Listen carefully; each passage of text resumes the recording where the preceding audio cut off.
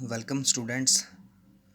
आज के टॉपिक में हम कवर करेंगे difference between preference share and equity share.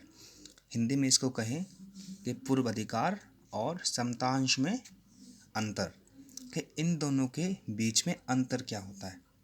तो इस वीडियो में ना दो चीज़ें आपकी कवर हो जाएंगी कि समतांश अंश और पूर्व अधिकार अंश जो हैं क्या होते हैं और उनके बीच में अंतर क्या क्या हो सकते हैं, वो हम आज करने वाले हैं।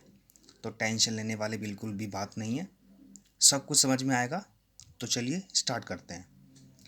पहला पॉइंट है लाभांश।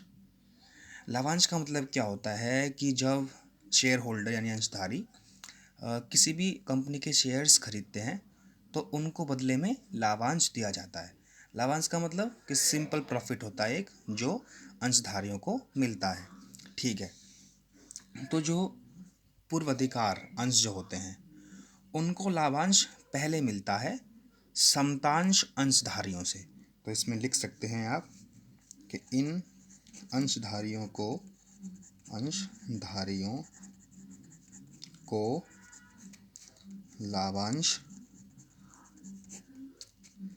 समता अंश अधिकारियों से पहले मिलता है।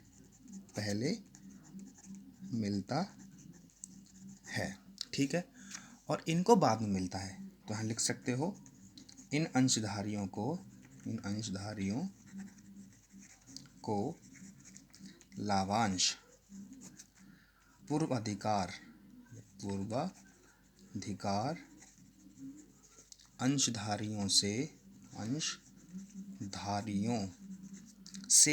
अंशधारियों के बाद मिलता है। पहला पॉइंट क्लियर। सेकंड पे आते हैं दर का मतलब क्या होता है कि परसेंटेज। जो पूर्व अधिकार अंश होते हैं उन पर परसेंटेज दी हुई होती है। आप आगे पढ़ेंगे जब बीकॉम करेंगे जो स्टूडेंट्स, तो ये जो ये पॉइंट है वो आपको देखने को मिल जाएगा। तो सिंपल सी भाषा में कि इन अंशों पर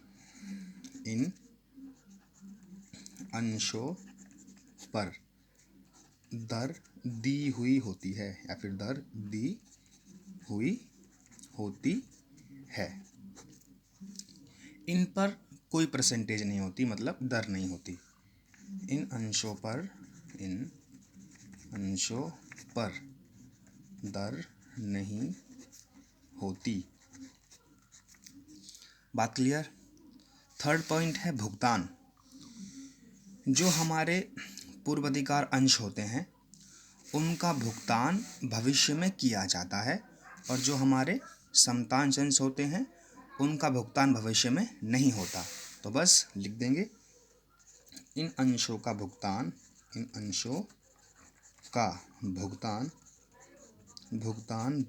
भविष्य में किया जाता है, और इन अंशों का भुगतान नहीं होता। Third point clear. फिफ्थ है वोट का अधिकार। जो पूर्व अधिकार या फिर पूर्व अधिकार अंशधारी जो होते हैं उनको वोट डालने का अधिकार नहीं होता। तो यहाँ लिख सकते हो इन अंशधारियों को वोट डालने का अधिकार नहीं होता। इनको अधिकार होता है। तो इन अंशधारियों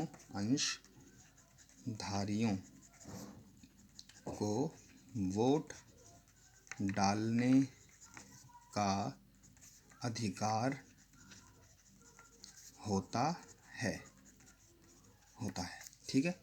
एंड लास्ट पॉइंट फिफ्थ प्रकार। जो पूर्व अधिकार अंश होते हैं, मतलब ये वाले प्रेफरेंस शेयर्स के जो होते हैं वो 7 टाइप्स होते हैं।